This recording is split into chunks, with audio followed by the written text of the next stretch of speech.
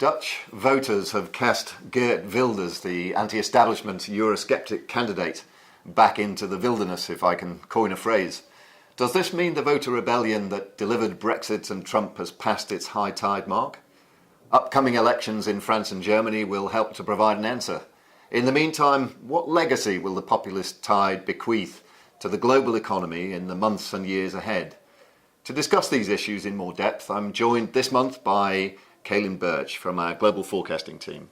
Cailin, welcome. Thank you. First off, let's look at these Dutch elections. Can you set them in the context of the broader European electoral cycle for us and give us a bit of analysis of what's just happened in Holland?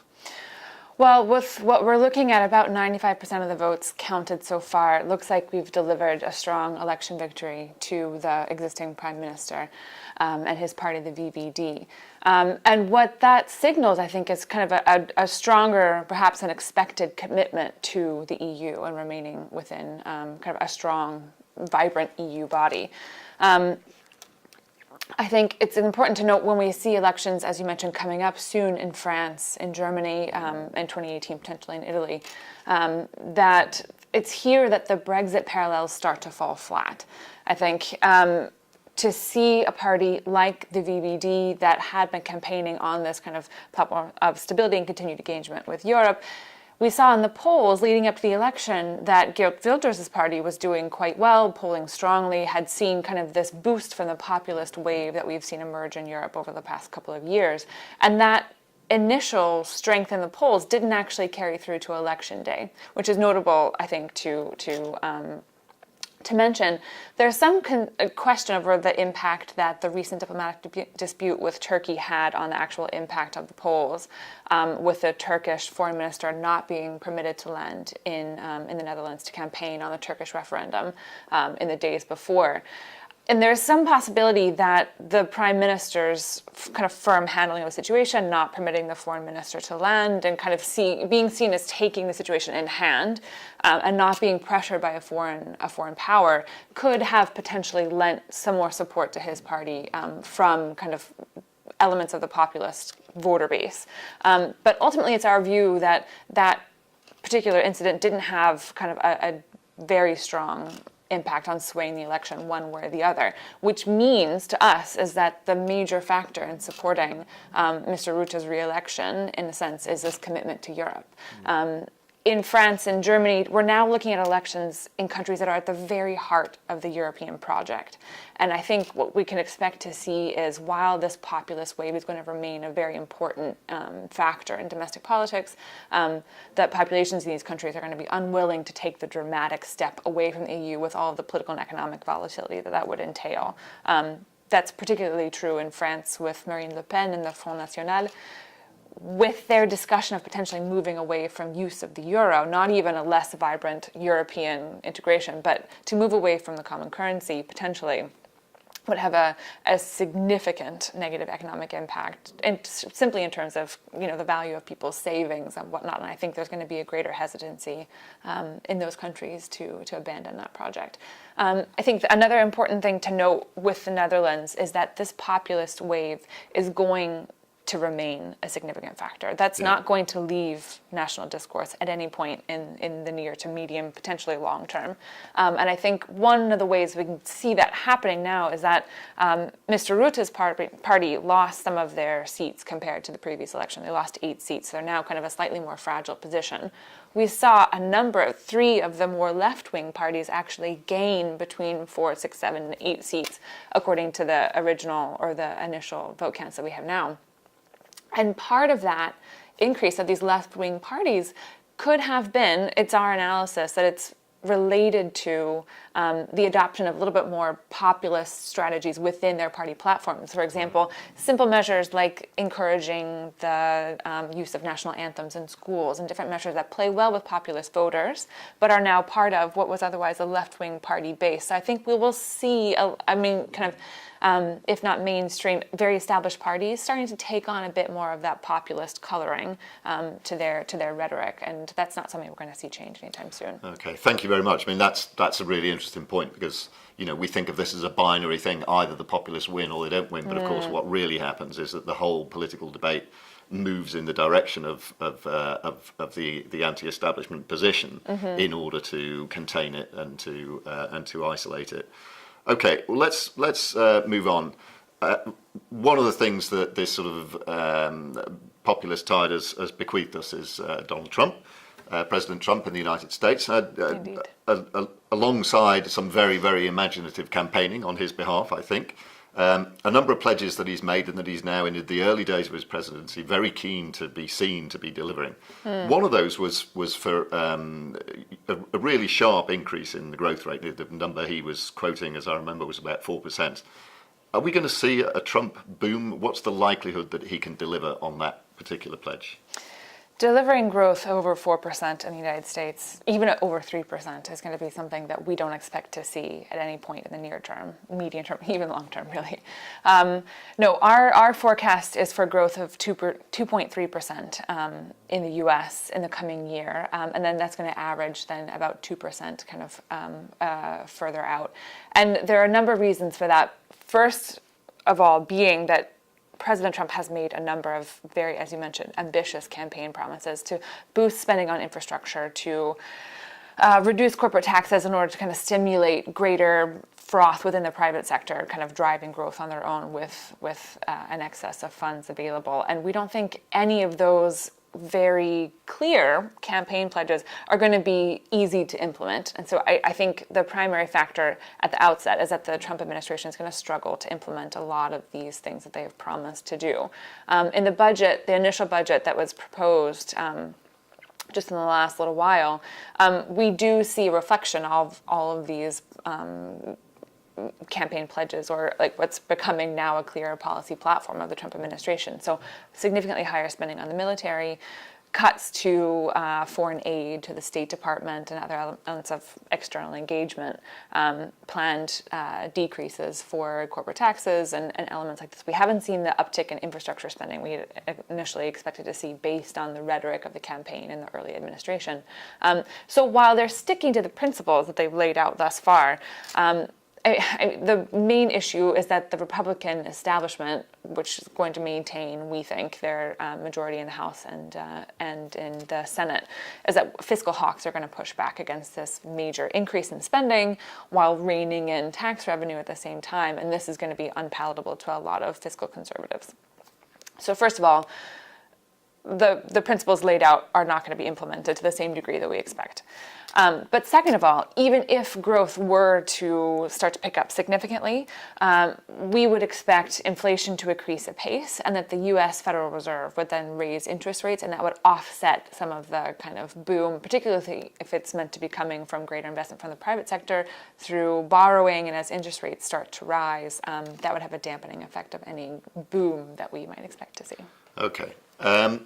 Let's set aside then for the moment any expectation of a major increase in the growth rate in the United States. But let's look at the Fed. So you mentioned the Fed and you mentioned monetary policy, and clearly the Fed is now in something of a normalizing phase. So we're expecting increases in Fed rates over the coming year.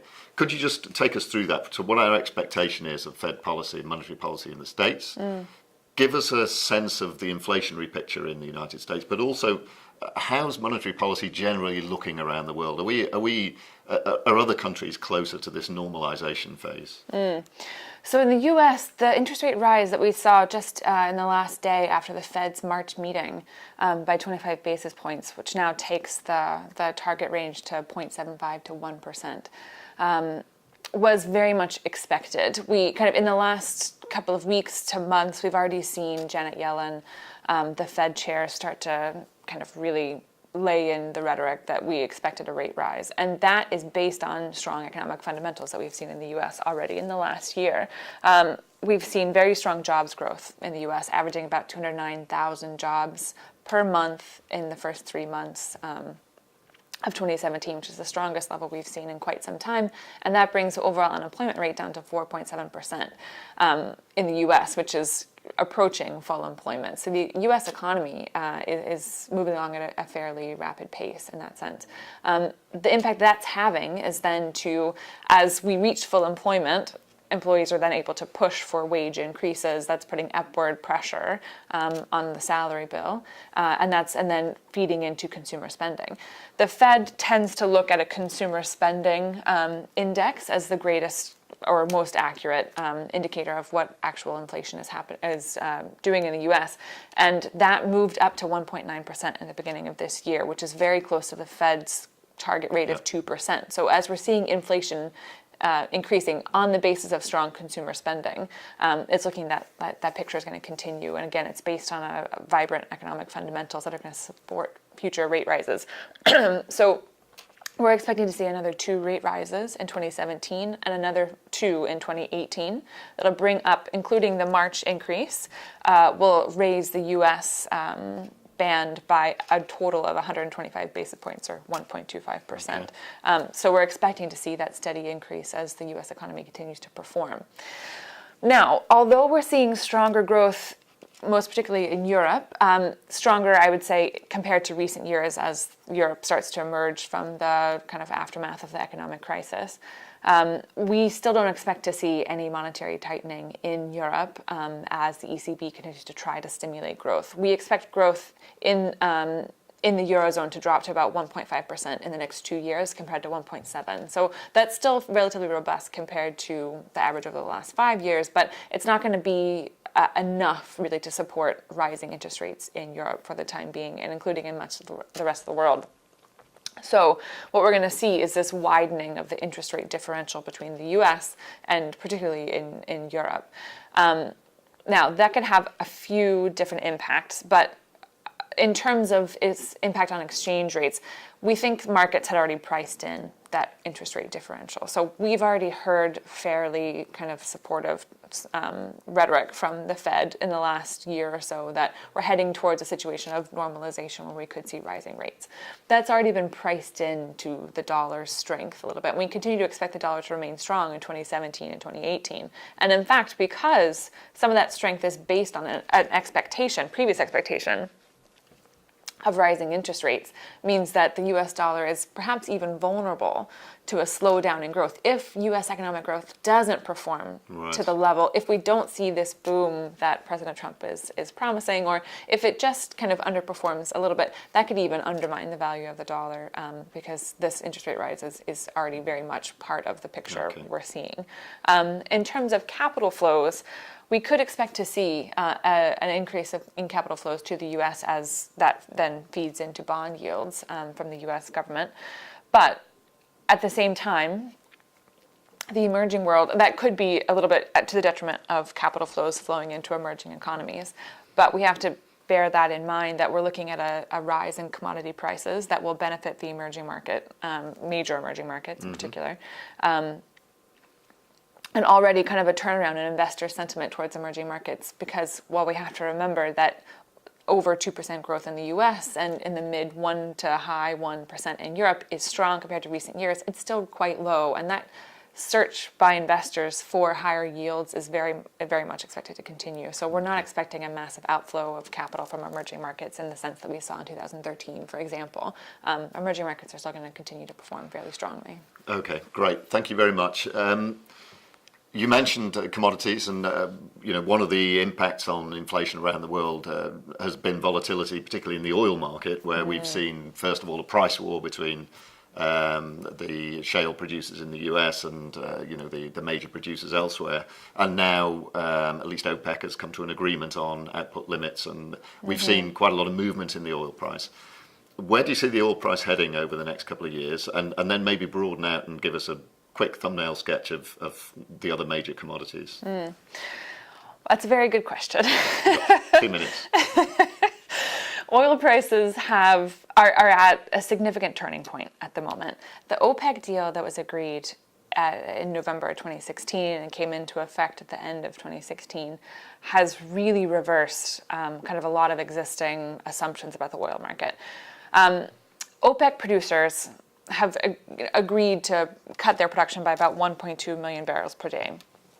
for the first 6 months of 2017, rather. And then we see other major producing countries, for example, Russia, agreeing to make significant cuts as well in order to kind of play ball in this broader effort to bring down global oil prices, bring them up, rather, after 3 years of really significant declines. That's remarkable in the sense that the level of compliance we've seen with the promised cuts in the first 2 months of the year is remarkable. 98% according to the most recent data, which we have not seen, absolutely, at any time in the recent history. So that shows a really remarkable level of commitment, and we expect that to continue for the next 6 months and potentially to the end of 2018 if OPEC were to agree to extend the deal.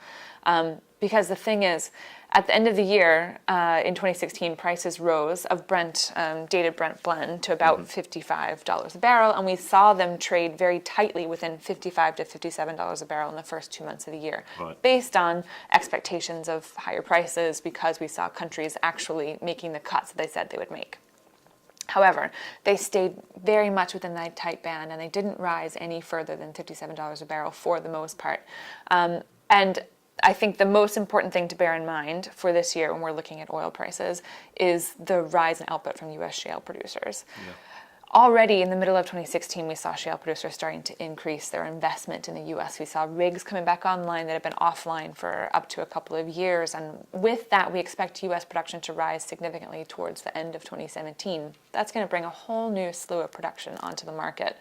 And already in the last kind of couple of weeks, we've seen OPEC producers starting to work with, meeting with hedge funds in the U.S. and talking to shale producers and trying to reach some sort of consensus. I think the major turning point for oil prices this year, which we continue to expect to remain around the average of $56 a barrel, assuming continued compliance with production cuts.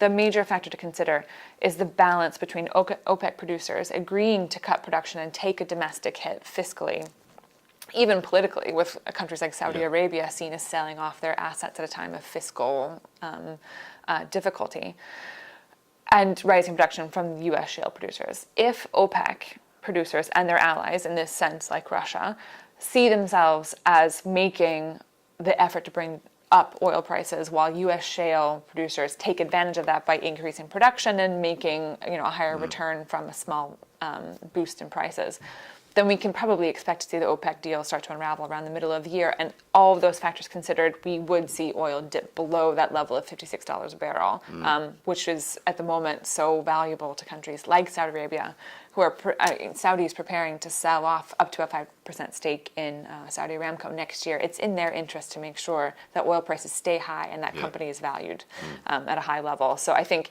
it's this balance between OPEC producers and shale that's going to determine whether we go up or down from the current level of about $55 to $56 a barrel. Right.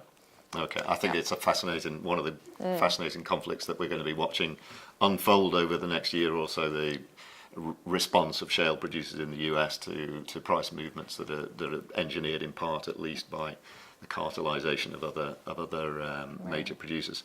Okay, that's it, I think, for this month. Thank you very much, Cailin. We'll be back next month to talk about these and other issues regarding the outlook for the global economy.